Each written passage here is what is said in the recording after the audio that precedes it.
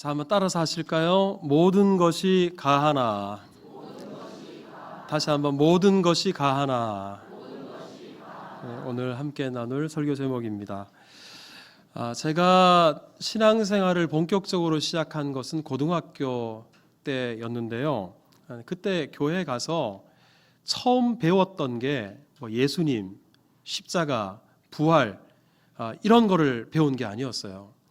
먼저 다녔던 교회 형들 그리고 교회 누나들로부터 교회 다니는 사람이 해야 되는 일 그리고 하면 안 되는 일 이런 것들을 더 먼저 배웠던 것 같습니다. 그 중에서도 교회 다니면서 하면 안 되는 것들이 더 많았는데요. 예를 들면 술, 담배 하면 안 된다. 제사 지내면 안 된다. 절하면 안 된다. 주일에 공부하면 안 되고 주일에 돈 쓰면 안 된다.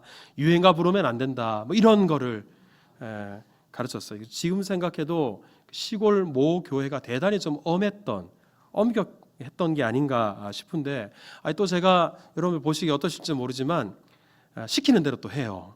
그 어렸을 때 그 형들 누나들이 가르쳐 준 대로 제가 그대로 해가지고요. 집에 제가 70, 80 이 대중가요 모르는 노래가 없습니다. 제가 이거 여러분들한테 좀 들려드리고 싶은데 기회가 없어서 정말 좋아해서 집에 카세트 테이프가 그냥 제 책꽂이에 쫙 있었거든요. 그걸 다 버렸어요. 근데 저만 그렇게 유행가를 끄는 정도가 아니었고요. 누가 교회를 다니는데 유행가를 부른다든지 아니면 집에 카세트 테이프가 꽂혀 있는 집을 보면 속으로 나이롱 신자네 이런 생각까지 할 정도였어요.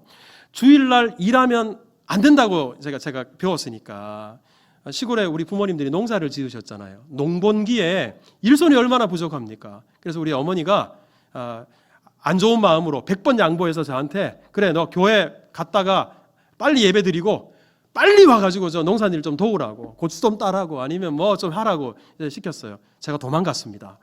일하기 싫은 것도 있었지만 주일날 일하면 안 된다고 하니까. 그리고요 시험이 보통 월요일부터 시작되잖아요. 중간고사, 기말고사가. 그런데요 월요일날 시험 보면 그 주일날 공부할 수 있잖아요. 근데 그때만 하더라도 제가 교회 갔다가 와서 오후 시간이 그냥 비는데도 주일 저녁 시간이 비는데도 그 시간에 잠을 자더라도 시계 맞춰놓고요 12시가 될 때까지 기다렸어요. 주일날에는 공부하면 안 된다라고 배운 대로 제가 한다고 알람 소리 땡 하면 그때 일어나서 공부하고 그 다음날 시험을 치러 갔던 것 같습니다. 그래서 제가 공부를 그렇게 잘 못했던 것 같기도 하고요. 훗날 제가 좀 신앙이 좀 자란 후에 생각해 보니까 내가 학창 시절에 참 율법주의자처럼 그렇게 신앙생활을 했구나라는 생각을 하게 됐어요. 그러니까 제가 열심히 지켰던 것들 중에는 반드시 지켜야 되는 신앙의 본질적인 것들도 있었지만 자 여러분 대중가요를 불러도 됩니까 안 됩니까?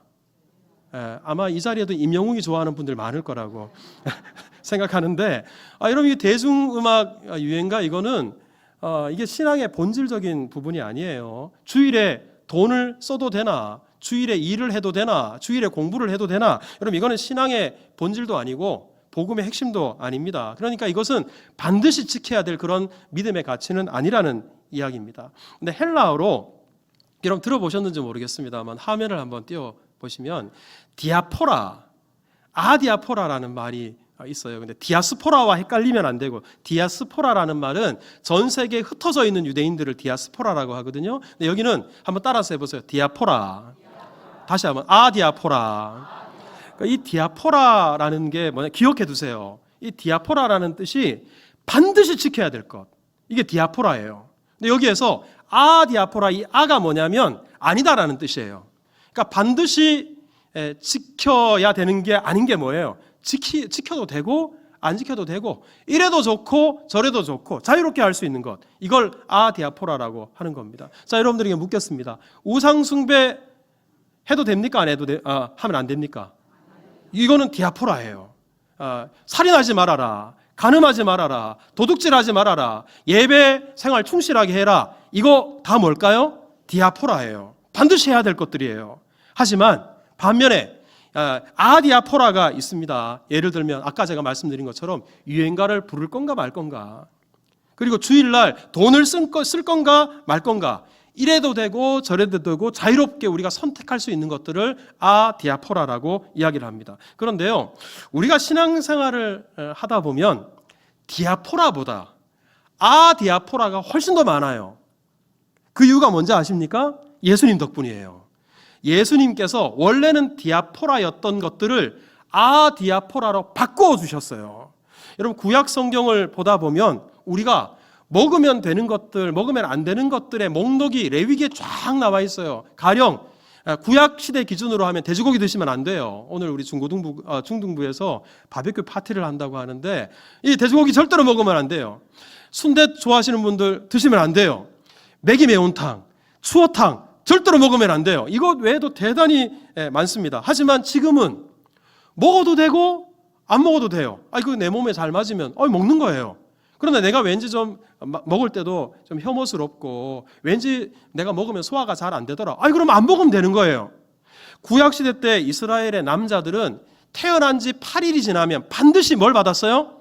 할례를 받았어요. 이걸 요즘 포경수술이라고 하는데 이것도 경우에 따라서 사람들의 선호에 따라서 해도 되고 안 해도 돼요.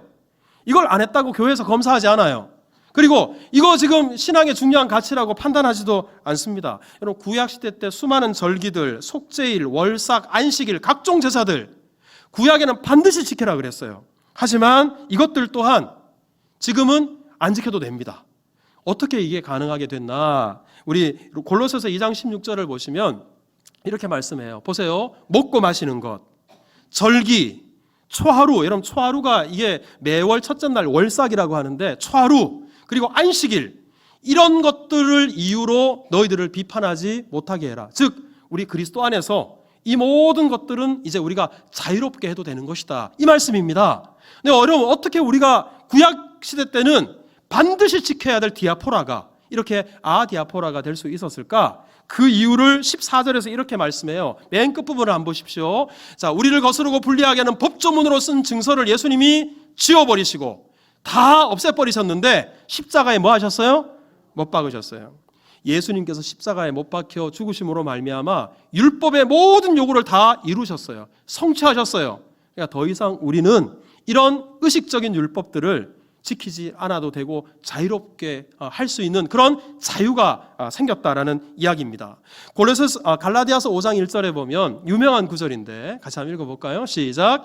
그리스도께서 자유롭게 하시려고 자유를 주셨으니 그러므로 굳건하게 서서 다시는 종의 멍에를 매지 말라. 예수님께서 십자가에 못 박혀 죽으심으로 예수님이 우리 대신 종이 되심으로 말미암아 우리에게 뭘 주셨어요? 자유를 주셨어요. 자, 한번 따라서 합시다. 나는 자유인입니다. 자, 우리 옆에 분에게 그대도 자유인입니다. 자유 부인이라고는 하지 마십시오.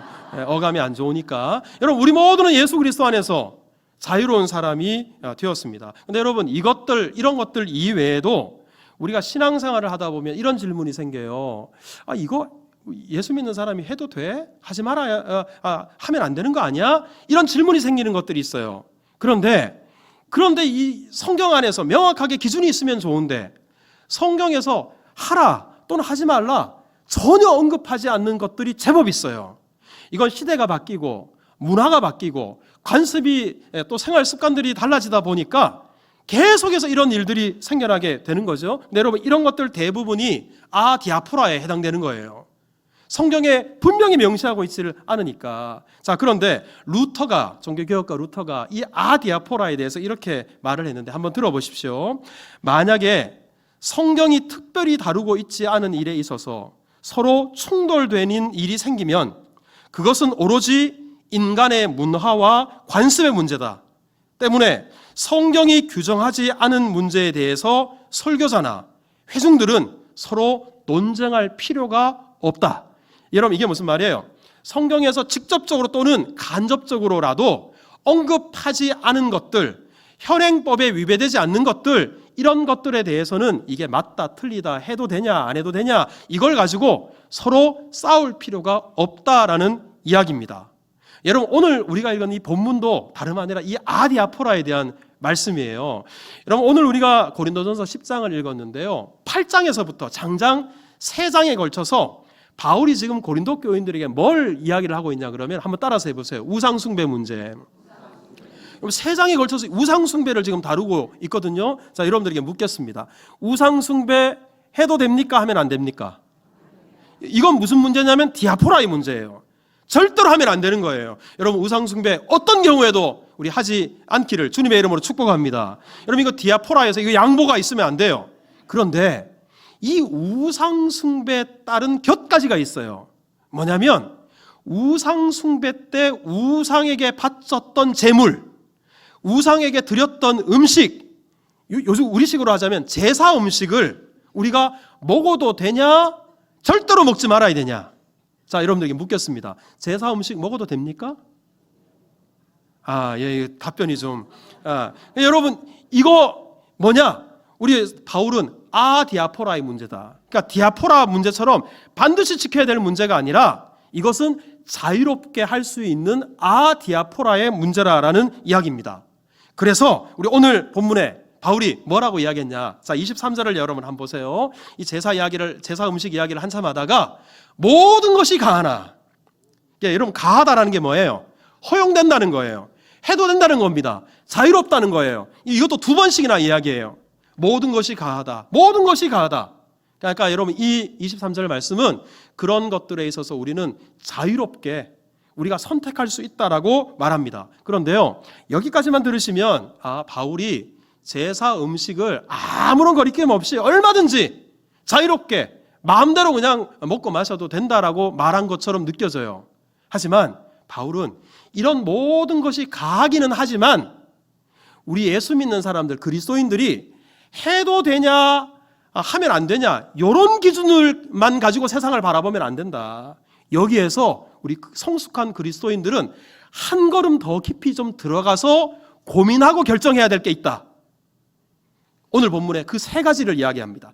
해도 되고 안 해도 되고 이런 문제가 생겼을 때 우리가 할 것이냐 말 것이냐 결정을 할 때 그때 세 가지를 꼭 기억하고 이 필터를 거친 다음에 말하든지 아니면 행동하든지 결정을 하라. 저는 오늘 이 세 가지가 참 중요하다고 생각해요. 이걸 여러분들과 함께 나누려고 합니다. 자, 우리 먼저 첫 번째. 자, 우리 23절을 다시 한번 읽어볼까요? 제가 스톱할 때까지 앞부분만 같이 읽습니다. 시작. 모든 것이 가하나 모든 것이 유익한 것은 아니요. 자, 됐어요. 첫 번째. 우리가 얼마든지 자유롭게 할 수 있는 거라고 하더라도 한번 따라서 합시다. 유익한가?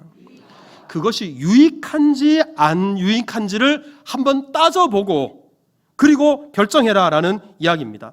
여러분, 우리가 이 세상에 존재하는 모든 음식들, 자, 자유롭게 먹을 수 있습니까? 먹을 수 없습니까?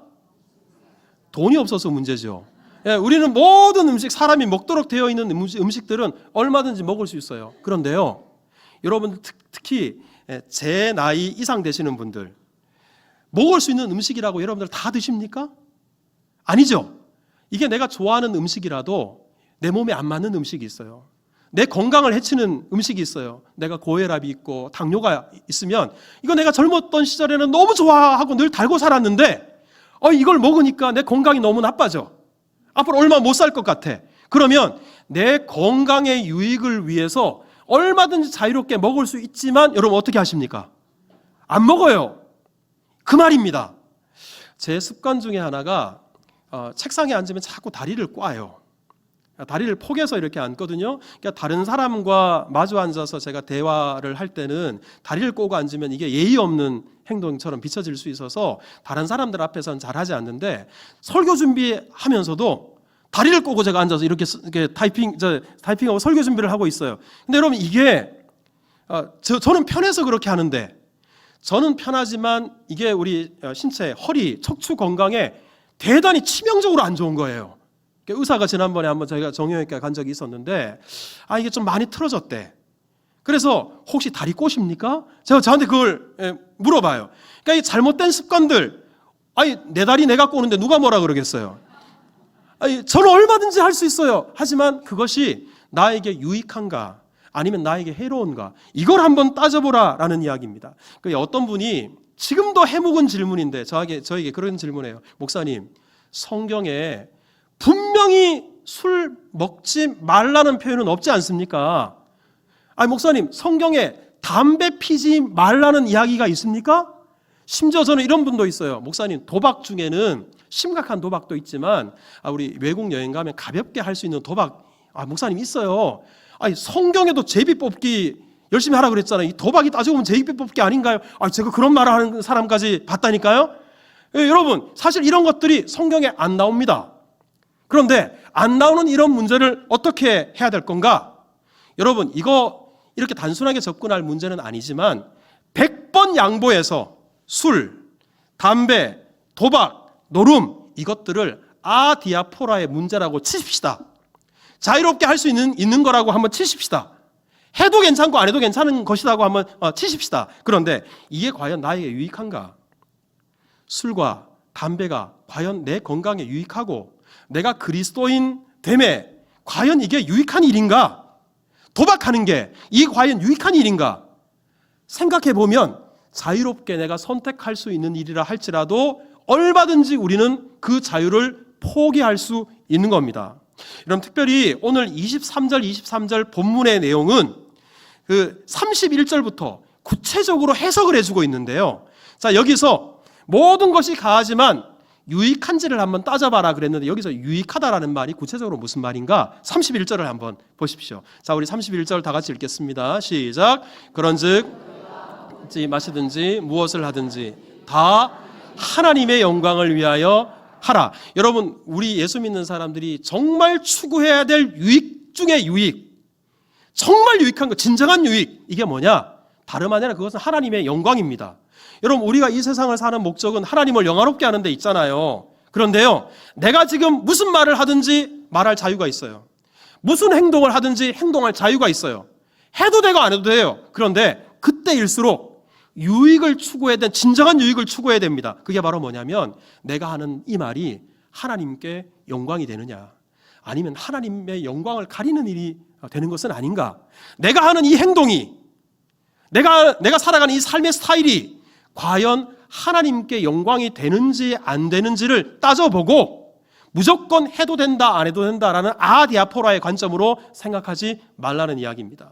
사랑하는 성도 여러분, 얼마든지 우리가 할 수 있는 일이라 하더라도 하나님의 영광을 가리는 것이 된다면 기꺼이 포기할 줄 아는 믿음의 소유자들 되시기를 주님의 이름으로 축복합니다.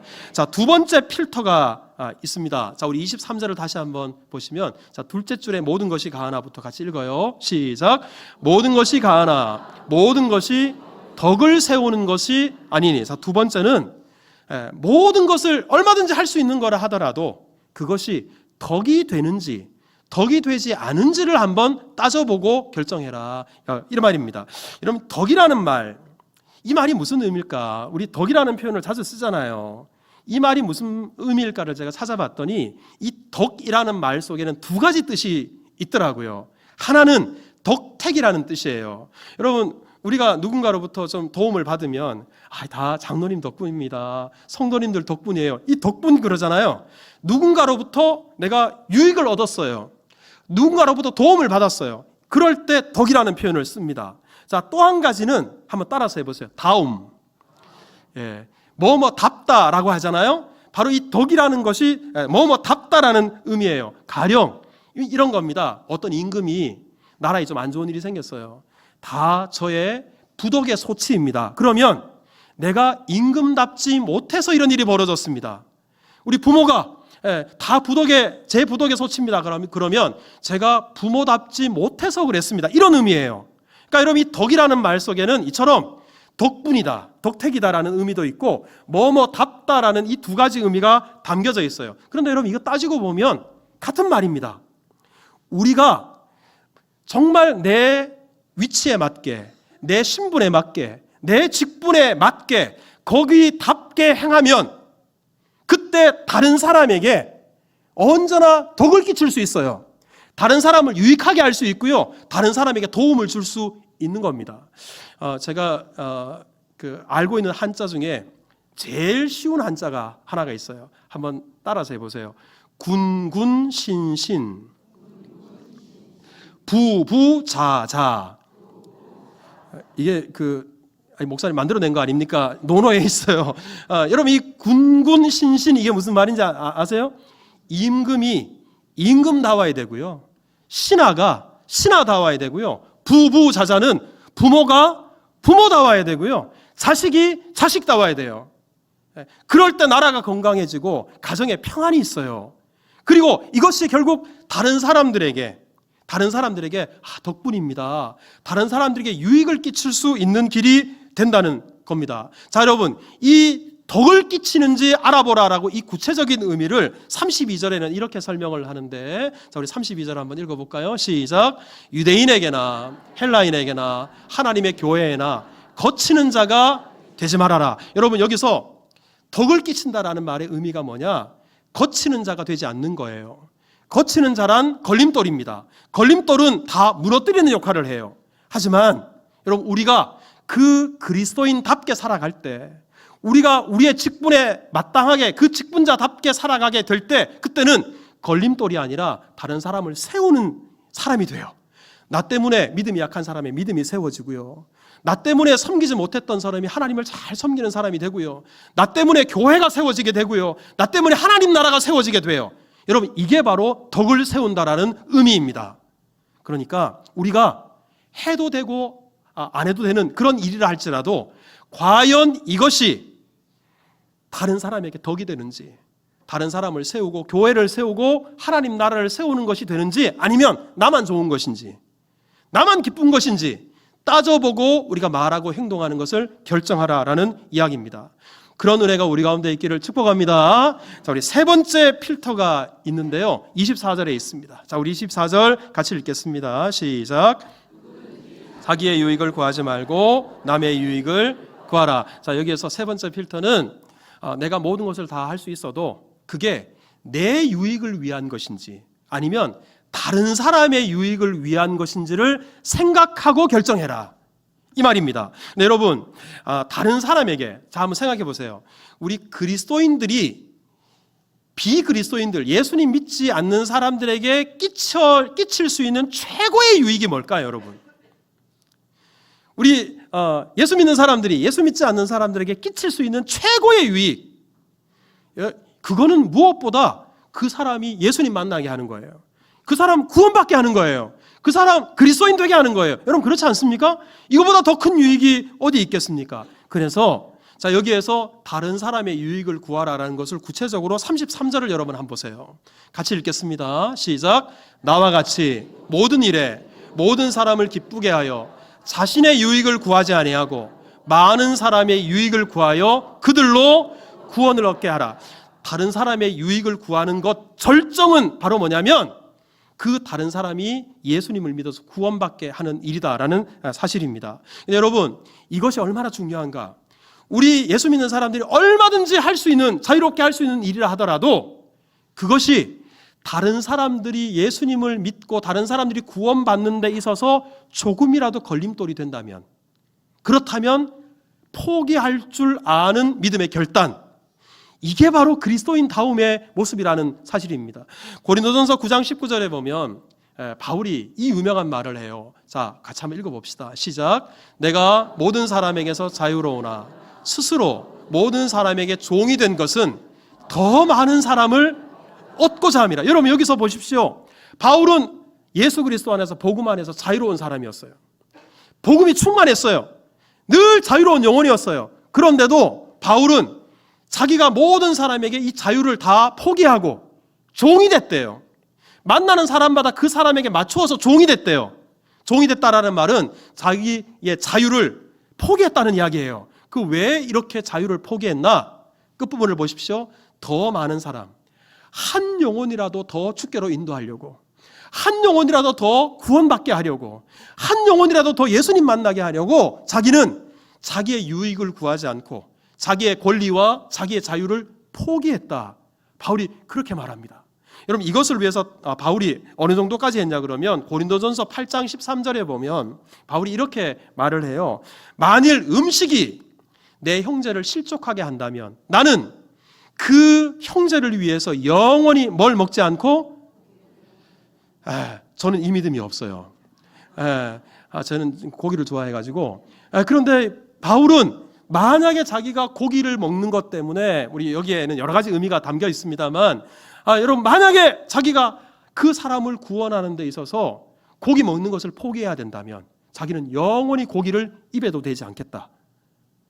여러분, 이거 얼마나 놀라운 결단입니까? 그러니까 자기의 유익이 아니라 철저하게 다른 사람의 유익을 구했던 겁니다. 때문에 여러분, 우리가 언제나 이거 해도 되나 하지 말아야 되나, 이 말을 해야 되나 아니면 이 말은 하지 말아야 될 말인가, 이것을 우리가 결정하기 전에 혹시나 나의 이 선택이, 나의 자유가 다른 사람을 예수님께 멀어지게 하는 것은 아닌지, 나의 자유가 다른 사람이 교회에 대해서 오해하게 되지는 않을지, 나의 자유가 다른 사람 구원받는데 방해되지는 않을지, 언제나 그것을 먼저 살피고 결정하라라는 말씀입니다. 마태복음 23장 15절에 보면 바리새인들, 서기관들에 대해서 예수님이 경고하신 내용이 나와요. 여러분 보십시오. 외식하는 서기관과 바리새인들은 교인 한 사람을 얻으려고 바다와 육지를 다니면서 사람들을 교인을 만들었어요. 그런데 이 교인들을 기껏 이렇게 어렵게 만들어 놓고는 맨 끝부분을 보십시오. 이 교인들이 생기면 배나 더 지옥 자식이 되게 한다. 왜 이럴까요? 교인을 자기가 그렇게 어렵게 전도해 놓고 왜 그 사람이 예수님으로부터 멀어져서 지옥에 떨어지게 만들까요? 이유는 한 가지입니다. 바리새인과 서기관들은 그 사람의 구원에 관심이 있는 게 아니고요, 다른 사람의 유익에 관심이 있는 것이 아니라 자기의 유익이 더 앞섰어요. 내 자유, 내 권리, 내가 하고 싶은 것, 이게 더 중요하다 보니까 다른 사람이 지금 예수님을 믿는데 장애가 될지 아니면 도움이 될지 이거 안중에 없어요. 아니, 내가 얼마든지 말할 수 있는 거 아니냐고, 내가 얼마든지 할 수 있는 일이 아니냐고, 누가 뭐라고 하냐고, 내가 지금 법에 저촉되냐고, 성경에 위배되냐고, 내가 못할 말 했냐고, 내가 못할 짓 했냐고, 이렇게 큰 소리 치면서 그렇게 행동을 하는데 결국 그 행동과 말 때문에 믿지 않는 사람들, 아직 믿음이 약한 사람들이 오해하게 되고, 그리고 그것 때문에 예수님과 멀어지고 지옥에 떨어질 만큼 교회에서 멀어지게 된다면 이것은 우리 자유를 남용하는 것이 된다라는 말씀입니다. 여러분, 우리가 일상생활에서 제가 좀 전에 말씀드린 것처럼 우리 자주 쓰는 말이 내가 뭐 못할 말 했냐고, 내가 뭐 못할 짓 했냐고. 여러분들도 아마 그런 표현 자주 쓸 수 있어요. 저도 그런 표현을 자주 썼습니다.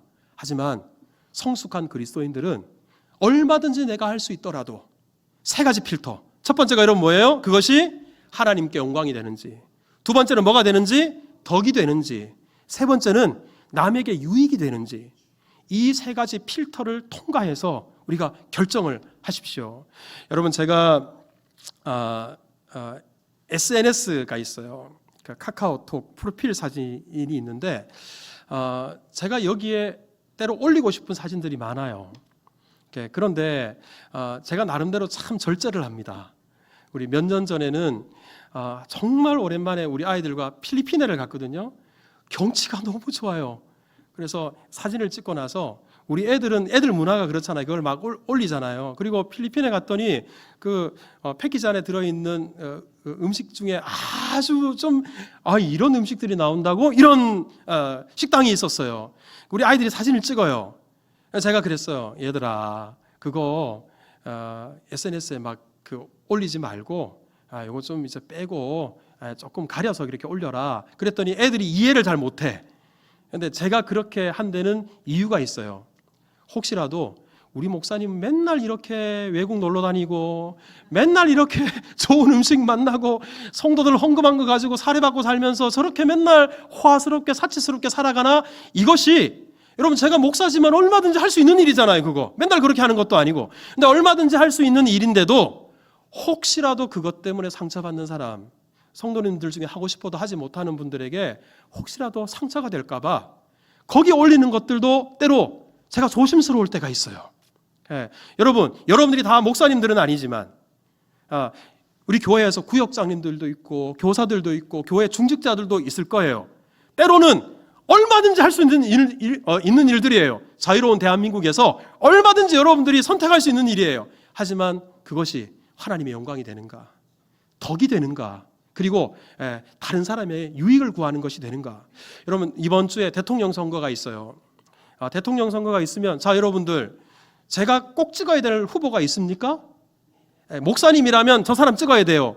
이게 정해진 게 있습니까? 저는 빨간 당을 찍을 수도 있고요, 파란 당을 찍을 수도 있어요. 이거 제 자유예요. 혹 참고로 여러분들에게 제가 이 말씀을 드리는데, 저는 정말 그 교회 올 때 넥타이를 정말 계획 없이 손이 닿는 대로 양복 색깔에 그냥 맞춰서 하거든요. 제가 지난번 고난주간 특별 새벽기도 때는 특별히 고난주간이잖아요. 그래서 일부러 그때는 빨간색 넥타이를 일주일 내내 메고 제가 새벽기도 설교를 했어요. 어떤 분이 저한테 혹시 목사님 빨간 당이시냐고 물어보시는 분이, 대통령 선거를 앞두고 조금 블루톤을, 양복이 블루톤이라 제가 그냥 손이 가는 대로 제가 냈을 뿐이에요. 그러니까 하지만 심지어 제가 이런 것도 신경을 써야 돼요. 그러니까 여러분들 오해하지 마십시오. 제가 여러분 SNS에다가 제가 지지하는, 제가 누구를 지지할 수 있죠. 그래서 제가 이분 내가 찍는다고, 좋아한다고 제가 턱 사진을 올려놨다고 치십시오. 그분을 여러분들도 같이 지지하는 분들은 역시 우리 목사님 보는 눈이 있어 이러겠지만, 그렇지 않은 분들은 목사님이 저런 생각을 가지고 목회를 하니까 얼마나 많은 오해들, 편견들을 갖게 될 것입니까? 그러니 저는 제가 지지하는 사람이 있다 할지라도 여러분들한테 표시를 내지 않습니다. 왜? 민주국가에서 여러분들이 얼마든지 선택할 수 있는 자유들이 있고, 제가 거기에 영향을 미쳐서는 안 된다고 제가 생각을 하기 때문에, 그리고 무엇보다도 그렇게 하는 것이 하나님의 영광과, 그리고 목사다움에 대한 덕을 세우는 것과, 그리고 남의 유익을 구하는, 혹시 그런 정치적인 이유 때문에 예수님 믿고 교회로 와야 될 사람들이 걸림돌이 되어서 교회를 멀리하고 예수님 멀리하면, 여러분 이건 정말 귀한 것들, 천하보다 귀한 영혼을 잃어버리는 일이 될 수 있잖아요. 때문에 여러분 이런 시기일수록 여러분들이 언제나 모든 것이 가하지만 모든 것이 유익한 것은 아니고, 모든 것이 가하지만 모든 것이 덕이 되는 것도 아니고, 모든 것이 가하지만 남의 유익을 먼저 구하는 선택을 성숙한 그리스도인들은 할 수 있어야 된다. 이 말씀을 꼭 기억하실 수 있기를 바랍니다. 우리 이 은혜로 말미암아 함께 성숙을 이루어 가십시다.